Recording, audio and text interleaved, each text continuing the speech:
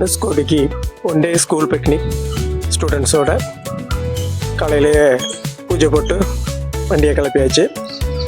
அதிகாலையில் சூரிய உதயத்தில் ஈசிஆரில் பயணம், ஒரு 4 மணி நேரம் பயணம்.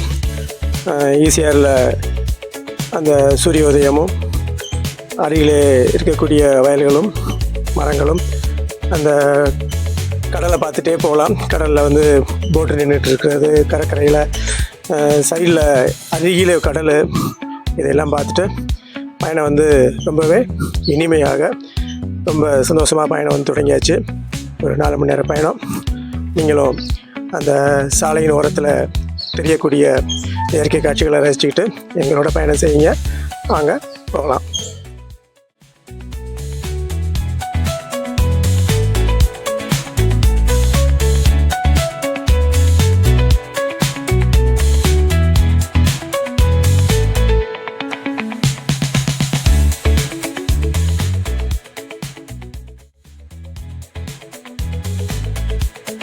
ராமநாதபுரத்தில் சாப்பாட்டுக்காக நிப்பாட்டியிருக்கோம். ஸ்நாக்ஸு, டீ, சாப்பாடு கூட இருக்க டீச்சர்ஸு, ஸ்டூடெண்ட்ஸ் எல்லாமே இறங்கிட்டாங்க. எல்லோரும் சாப்பாட்டுக்காக நிப்பாட்டியிருக்கோம். சாப்பிட்டு முடிச்சுட்டு அடுத்து கிளம்ப வேண்டியதான்.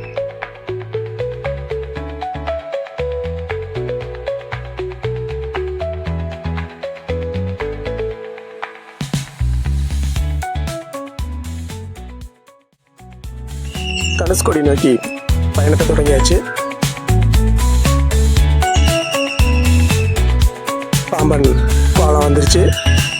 பாம்பன் பாலத்தில் இருந்து கடலையும் அந்த ரயில்வே ட்ராக்கையும் பார்க்குறது ஒரு இனிமையான அனுபவம். ரொம்ப அழகாக அந்த புதுசாக கட்டப்பட்ட ரயில்வே பிரிட்ஜ் வந்து ரொம்பவே அழகாக இருக்குது.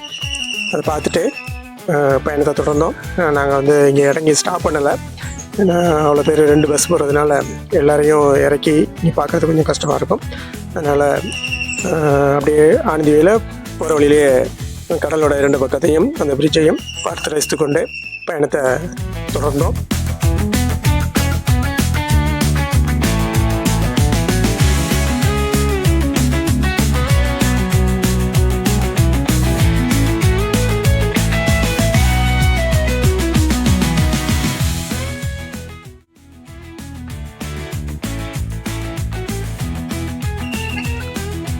தனுஷ்கோடியிலேருந்து அரிச்சல்முனை வரைக்கும் போகக்கூடிய அந்த பயணம் வந்து ரொம்பவே அருமையாக இருக்கும். ஏன்னா ரோடு கடலுக்குள்ளே போகிற மாதிரி இருக்கும். 2 பக்கமும் கடல், நடுவில் ரோடு. அந்த ட்ராவல் எக்ஸ்பீரியன்ஸே வந்து அதை அனுபவிச்சு பார்க்குறவங்க தான் தெரியும். நீங்கள் தான் பார்க்குறீங்க, பாருங்கள், என்ஜாய் பண்ணலாம். கிட்டத்தட்ட ஒரு 8-9 கிலோமீட்டர் இருக்கும்னு நினைக்கிறேன். இந்த 9 கிலோமீட்டர்ஸுமே வந்து நம்ம ரோட்டுக்கு 2 பக்கமும் கடலை பார்த்துட்டு அந்த ரோட்டில் வந்து கடலுக்குள்ளே ட்ராவல் பண்ணி போகிற மாதிரியே இருக்கும். என்ஜாய் பண்ணுங்கள் நீங்களும்.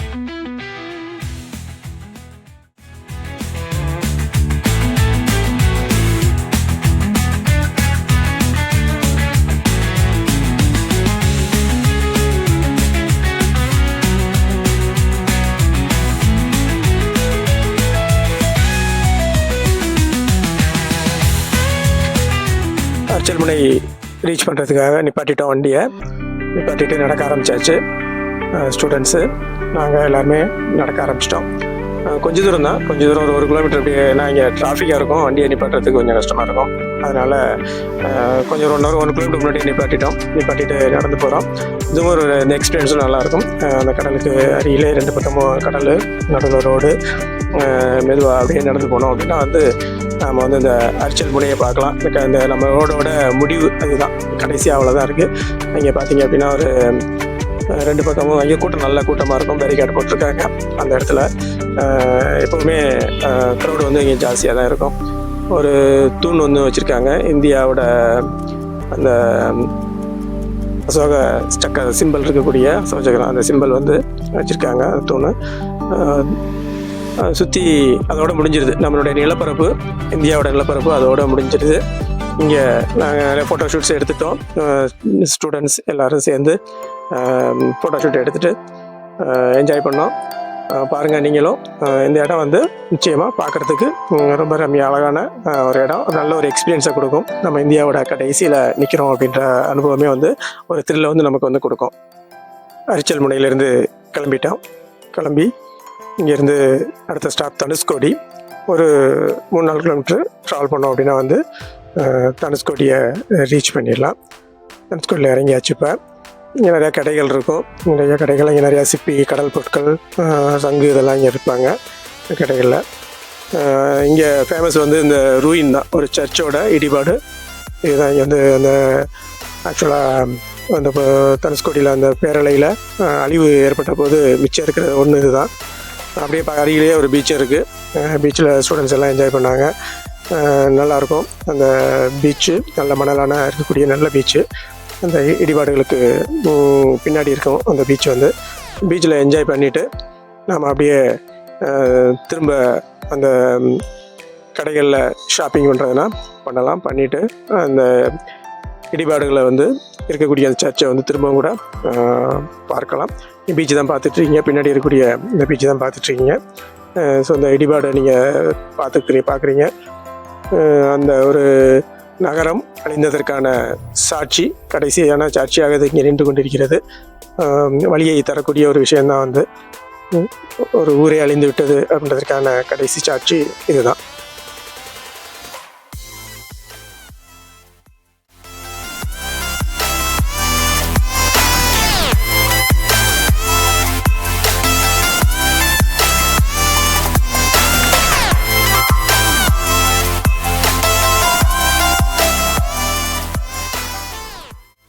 இங்கேருந்து கிளம்பி அடுத்து அப்துல் கலாமோட நினைவிடத்தை நோக்கி பயணத்தை தொடங்கணும்.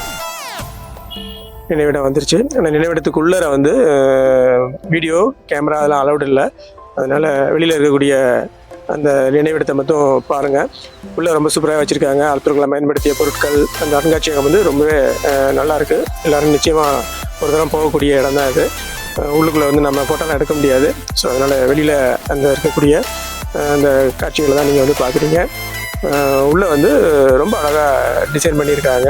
அப்துல் கலாம் கடைசியாக பயன்படுத்திய அவர் அணிந்த உடை, ஷூஸ், அவர் வாங்கிய அவார்ட்ஸ் எல்லாமே இங்கே இருக்குது. வந்து ரொம்ப ஒரு நல்ல ஒரு இடம். இங்கே முடிச்சுட்டு பார்த்துட்டு நாங்கள் வந்து எங்களோட பயணத்தை வந்து திரும்பவும் தொடங்கணும். பாம்பன் பாலம் ரீச் ஆகிட்டோம். ஒரு ட்ரெயின் போயிட்டு இருந்துச்சு. பார்க்குறதுக்கு நம்ம எல்லாம் ஸ்டூடெண்ட்ஸ்லாம் என்ஜாய் பண்ணாங்க. இங்கேருந்து அடுத்து வந்து நாங்கள் ஒரு பீச் வந்து பக்கத்தில் இருக்குது, அரிமளம் பீச் அப்படின்னு, அரியமான் பீச்சு. அந்த அரியமான் பீச்சுக்கு தான் வந்து போகிறோம். இப்போ கொஞ்சம் தூரத்தில் மெயின் ரோட்லேருந்து லெஃப்ட் எடுத்தோம் அப்படின்னா, ரைட் எடுத்தோம் அப்படின்னா அந்த அரியமான் பீச் வந்து வந்துடும். ஒரு 2 கிலோமீட்டர்ஸ் மெயின் ரோட்லேருந்து உள்ளே போகிற மாதிரி இருக்கும். அந்த ரோட்டில் தான் இப்போ வந்து வண்டியை திருப்புறோம். இந்த ரோடு வந்து அழகாக இருக்குது. 2 பக்கமும் மரங்கள். நல்ல ஒரு ரயில்வே கேட்டு கூட வரும். அதில் வந்து நீங்கள் கொஞ்சம் தூரம் போன பார்க்கலாம். ரோடுமே சின்ன ரோடு தான் இருக்கும், ஆனால் பார்க்க நல்லாயிருக்கும் அந்த ரோடு வந்து.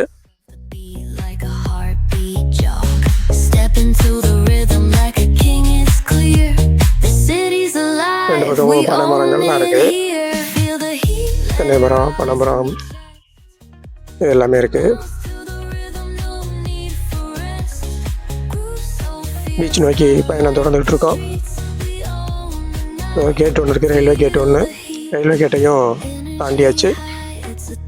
தாண்டி பீச்சில் வந்து வண்டியை நிறுத்திட்டோம். பீச்சில் இறங்கியாச்சு. பீச் எப்படி இருக்குது அப்படின்னு பார்க்கலாம் வாங்க.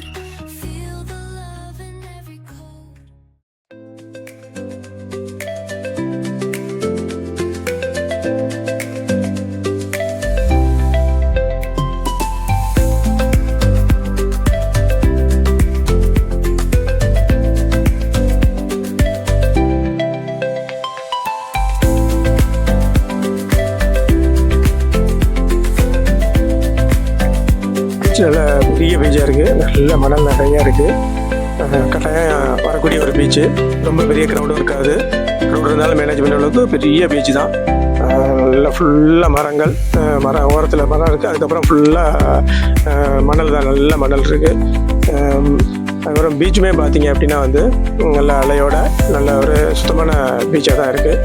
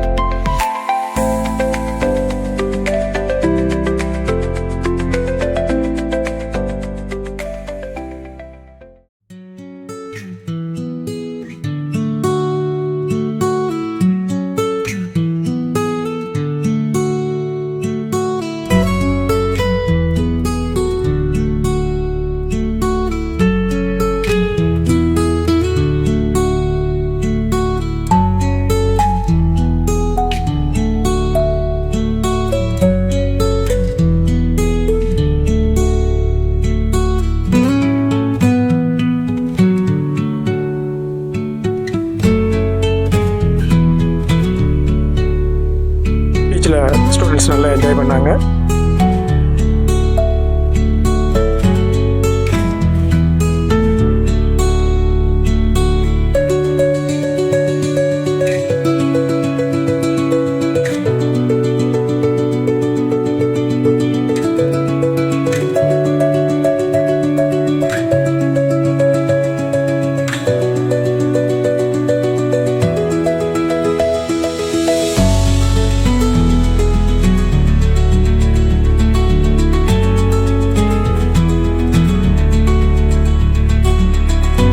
இருந்து கிளம்ப மடம் இல்லாமல் கிளம்பணும். கிளம்பி பஸ் எடுத்தாச்சு.